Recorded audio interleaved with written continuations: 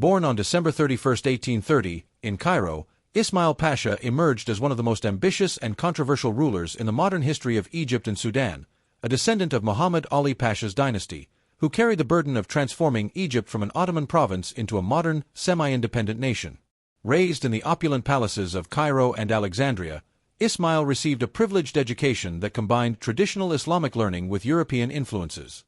At the age of 12, he was sent to Paris to study at the prestigious École Spéciale Militaire de Saint-Cyr, where he immersed himself in French military science, culture, and Enlightenment ideas that profoundly shaped his worldview.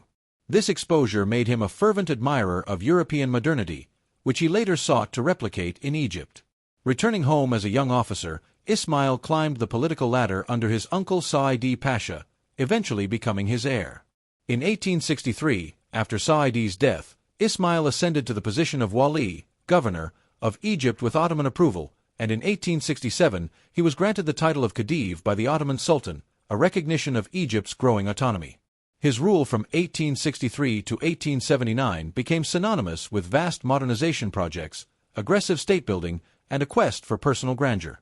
Ismail launched an ambitious campaign to transform Egypt into a modern European state in 10 years, pouring immense resources into infrastructure, building 8,000 miles of irrigation canals, constructing hundreds of schools, establishing a modern postal and telegraph system, revamping the legal system along French lines, and expanding Cairo and Alexandria with boulevards and opera houses modeled after Paris. His most iconic achievement was his central role in the completion of the Suez Canal in 1869, an engineering marvel that he co-financed and celebrated as the bridge between East and West.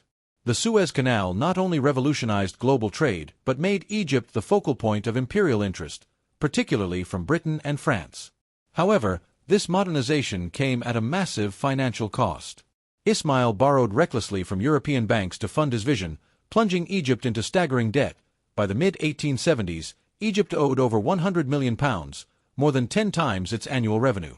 As Egypt's financial health deteriorated, Ismail was forced to sell Egypt's 44% share in the Suez Canal Company to Britain in 1875, a decision that drastically increased European control over Egyptian affairs. His increasingly autocratic behavior, nepotism, and failure to manage Egypt's finances eventually led to international intervention. In 1876, the Caisse de la Dette Publique, Public Debt Commission, was formed by European powers to manage Egypt's economy, and in 1879, under pressure from Britain and France, the Ottoman Sultan deposed Ismail in favor of his son Tofek Pasha. Though exiled to Naples and later to Constantinople, Ismail's ambition remained undimmed. He wrote memoirs defending his rule and sought opportunities to regain influence, but the age of absolute Khedival power had passed. He lived out his final years in Istanbul, where he died on March 2, 1895.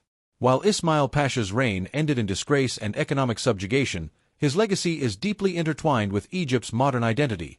He laid the foundations for the nation's infrastructure, education, and administrative systems, even as his extravagance cost Egypt its autonomy. Historians continue to debate whether he was a visionary modernizer or a reckless autocrat, but few dispute that he reshaped Egypt more dramatically than any ruler since Muhammad Ali Pasha.